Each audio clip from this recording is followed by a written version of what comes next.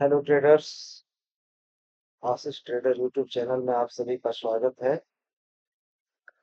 आज निफ्टी जो दिन भर में कारोबार किया है उसकी हम लोग एनालिसिस करेंगे। कहाँ पे ट्रेड हुए, कहाँ पे ट्रैप हुए। तो आप मेरे वीडियो में बने रहें और सारे लॉजिक मैं एनालिसिस करूँगा। और तो मैं लिए चलता हूँ आपको ट्रेडिंग व्यू के निफ्टी 50 के चार्ट पे।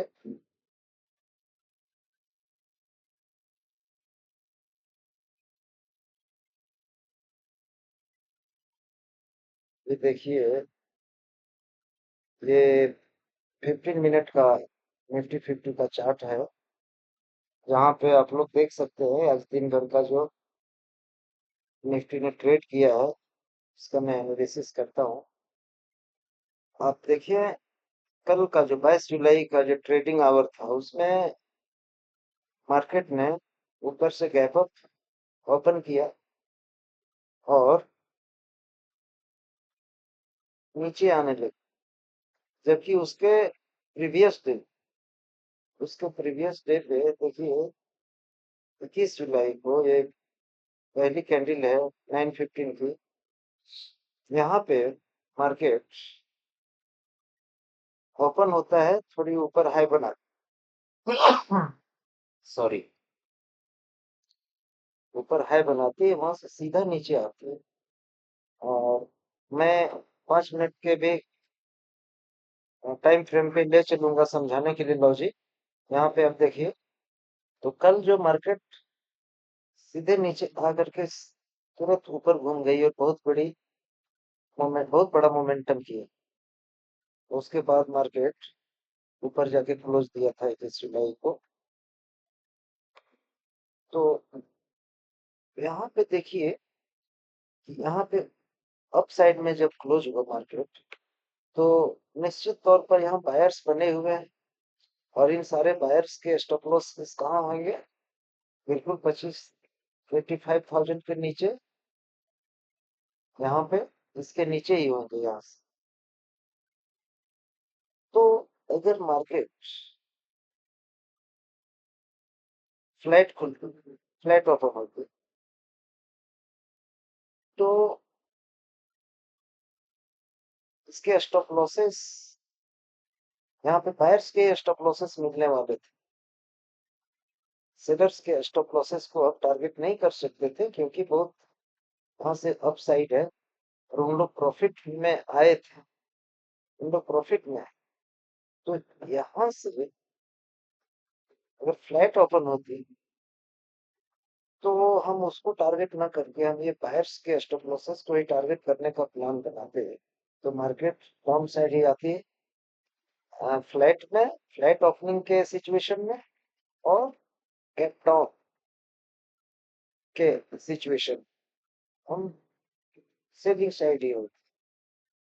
बट थोड़ी सी, जितना ये गैप अप ओपन हुआ है उतना गैप अप ना होकर के थोड़ी कम गैप अप होती, तब भी मैं बाई साइड में प्लान कर सकता था। बट इतना गैप अप ओपन होगा, तो यहाँ पे अब जो है इतना गैप अप होने के बाद नीचे वाले जो बायर्स थे उनको अच्छी प्रॉफिट दिखी, तो प्रॉफिट बुकिंग करने लगे। प्रॉफिट बुकिंग करने के कारण थोड़ी सी मार्केट नीचे आई, तो यहाँ पे जो रेसिस्टेंस एरिया में बड़े सेलर्स बैठे हुए थे उन लोग भी एक्टिव हुए। तो उन लोग जब एक्टिव हुए तो सेलर्स, ये सेलिंग कैंडल बहुत बड़ी बन गई। अब जब इस लोकेशन में जब मार्केट आ गया इस एरिया में, तो यहाँ पे चूंकि यहाँ पे क्लोजिंग थी, तो क्लोजिंग के पास नेक्स्ट प्रीवियस डे के क्लोजिंग के एरिया में आने के बाद यहाँ तो बायर्स एक्टिव होने लगे थे, तो बार बार ये बायर्स बाइंग करना चाह रहे थे। और यहाँ तो हर कोई बाइंग ही सोचेगा, तो जब हर कोई बाइंग ही सोचने लगा तो मार्केट ने उन बायर्स के स्टॉप लॉसेस को हंट करने लगे। क्योंकि ये सिचुएशन, ये कैंडल का जो पैटर्न है, कैंडल का जो मूवमेंट ऐसा हुआ है, क्योंकि यहाँ क्लोजिंग के पास सपोर्ट बना रहा था, सपोर्ट होता है। तो प्रीवियस डे के क्लोजिंग प्राइस के आसपास मार्केट जब आई तो यहाँ बायर्स एक्टिव होने लगे। जब बायर्स एक्टिव होने लगे तो हर कोई यहाँ बाय ही करना चाहने लगा। जब हर कोई बाइंग करना चाह रहा है तो मार्केट अप नहीं जाएगा, उसके स्टॉप लॉसेस को ही टारगेट करेगा। और इधर से प्रेशर था, प्रॉफिट बुकिंग हुई, बड़ी कैंडल बनी, ऊपर के सेलर्स भी और एक्टिव हो गए, तो मार्केट नीचे आने लगा, अब नीचे आ गया मार्केट। तो ये गैप अप ज्यादा होने के कारण सेल साइड का मोमेंटम बन गया और फिर मार्केट इसी जगह साइडवेज होकर के क्लोज हो गया। तो ये प्राइस एक्शन था।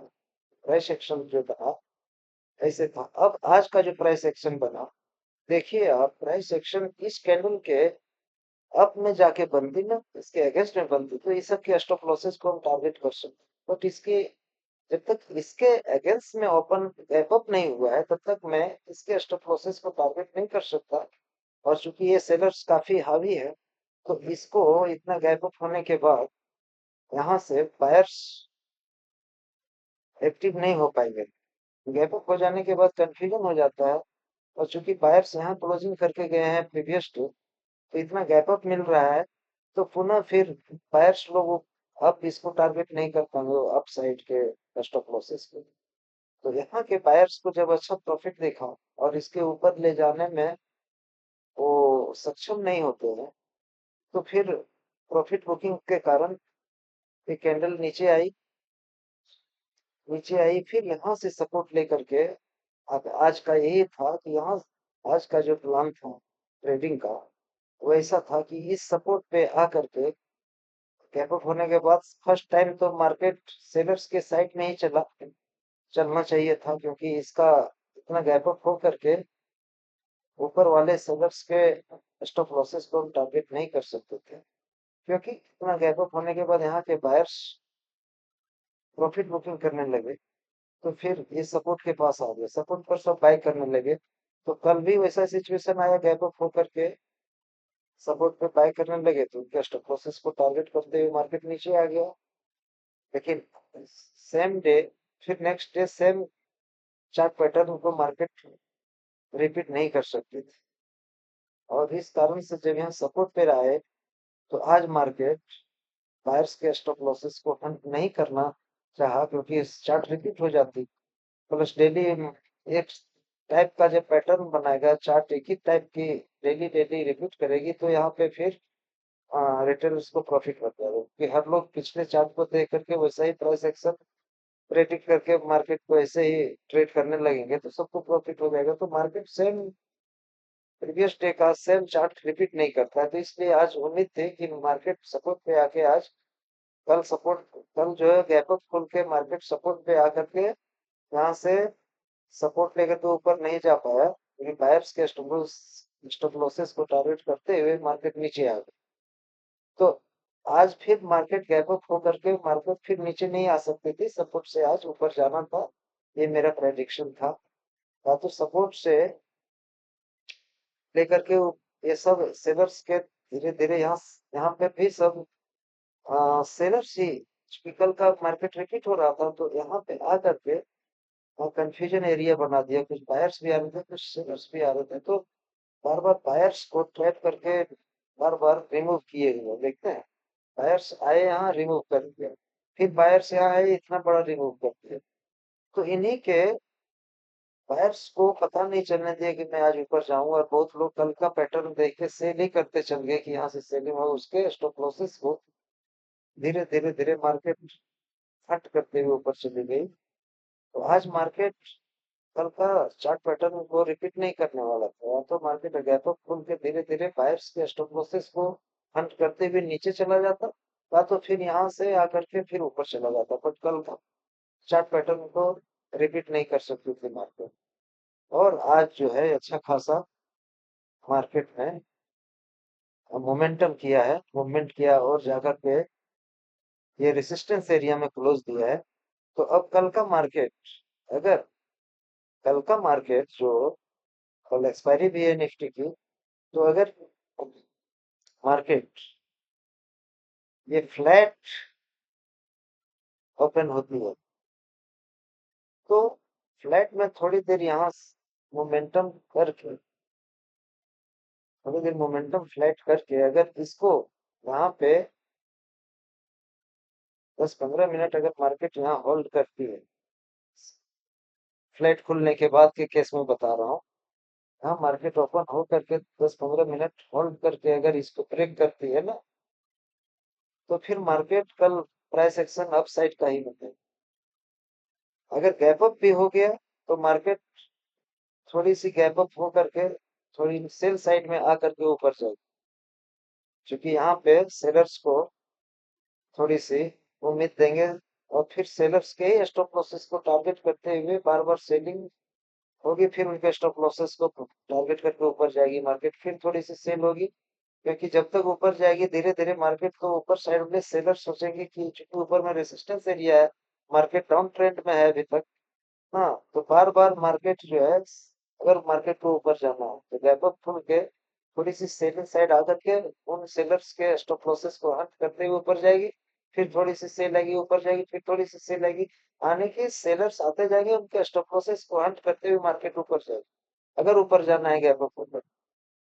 और ये गैप अप के केस में बोला, बहुत फ्लैट ओपन होती है अगर मार्केट कल एक्सपायरी के लिए, तो थोड़ी सी यहाँ पे सेल साइड की तरफ या थोड़ी सी कंसोलिडेट होकर के यहाँ मार्केट अगर 15 मिनट आधा घंटा यहाँ होल्ड करती है ऊपर नीचे करके, और उसके बाद ब्रेक करती है, तो भी ऊपर जाएगी मार्केट, या तो फ्लैट खुल के थोड़ी सी नीचे आके ऊपर जा सकती है, सेलर्स को यहाँ पे एक्टिवेट करके फिर ऊपर जा सकते हैं उनके स्टॉप लॉसेस को हट करते हुए। और अगर ज्यादा गैप डाउन, इससे ज्यादा गैप डाउन ओपन हो गई मार्केट, तो फिर मार्केट अपसाइड नहीं जा पाएगा, क्योंकि ऊपर में रेसिस्टेंस बना हुआ है और यहाँ से सेलर्स एक्टिव होंगे, और नीचे साइड में बायर्स के स्टॉप लॉसेस बहुत ज्यादा पड़े हुए हैं, तो मार्केट थोड़ी सी अपसाइड जाके डाउन आ सकते, थोड़ी सी अप जा सकते, क्योंकि बायर्स नीचे हैं तो बायर्स एक्टिव होंगे, फिर उनके इंट्राडे के बायर्स के भी स्टॉप लॉसेस को हंट करके, और जो आज के स्टॉप प्रीवियस डे के जो आज के जो स्टॉप लॉसेस हैं बायर्स के, उनको हंट करती हुई नीचे जाएगी, थोड़ी सी नीचे आएगी, फिर बायर्स एक्टिव हो गए, फिर नीचे आएगी। तो इस टाइप से यानी कि गैप डाउन के केस में मेरा सेलिंग साइड में व्यू है, और गैप डाउन अगर पूरी दिन मार्केट नीचे ही आएगी, ऊपर सेलर्स के रेजिस्टेंस है, तो उसके स्टॉप लॉसेस को हट नहीं कर सकते, इसलिए गैप डाउन के केस में मार्केट नीचे जाएगी, सेलिंग साइड ही मेरा व्यू है। और फ्लैट या गैप अप के केस में मार्केट अपसाइड जा सकती है, फ्लैट में भी अगर 10-15 मिनट यहाँ होल्ड करके अगर नीचे ब्रेक कर दिए, तब फिर ऊपर नहीं जा पाए, ये यहाँ पे रुके रहे और इस कैंडल के लो को ब्रेक ना करे, 25,200 के जो रेसिस्टेंस है, 25,200 के नीचे मार्केट अगर ब्रेक ना करे, तो फिर ऊपर जाएगा। 25,200 का लेवल को 15 मिनट आधा घंटा अगर मार्केट सेफ कर लेती है और उसके बाद ब्रेक करती है साइड फ्लैट खुलने के बाद, तो मार्केट ऊपर जाएगी। अगर फ्लैट खुलने के बाद 25,200 के लेवल को मार्केट अगर ब्रेक करने से नहीं रोक पाती, अगर ब्रेक हो जाता तो मार्केट फिर नीचे ही आने जाएगी बार बार, बायर्स एक्टिव होंगे नीचे आ जाएंगे, बायर्स एक्टिव होंगे, उसके स्टॉप लॉसेस को हंट करते हुए मार्केट नीचे आए। इसलिए मार्केट को अगर अप जाना है तो फ्लैट या गैप अप खुल के मार्केट ऊपर जाएगी, फ्लैट खुलने के बाद 25,200 के लेवल को तोड़े नहीं, और उसके बाद वो इसको ब्रेक करे तो ऊपर जाएगी, या तो गैप अप खुल के मार्केट थोड़ी सेल साइड आकर के फिर ऊपर सेलर्स के स्टॉप लॉस को हट करते हुए ऊपर जाएगी, तो मार्केट अपसाइड का मोमेंटम अच्छा खासा करेगी। तो ये मेरा व्यू है, और यही आज का यही प्राइस एक्शन रहा। अगर आप सभी को पसंद आया मेरे वीडियो, कुछ सीखने को मिला, तो मेरे वीडियो आशीष ट्रेडर यूट्यूब चैनल को मेरे वीडियो को लाइक करें, और आशीष ट्रेडर यूट्यूब चैनल को सब्सक्राइब करें, शेयर करें, लाइक करें, मेरे वीडियो को प्यार दें। धन्यवाद।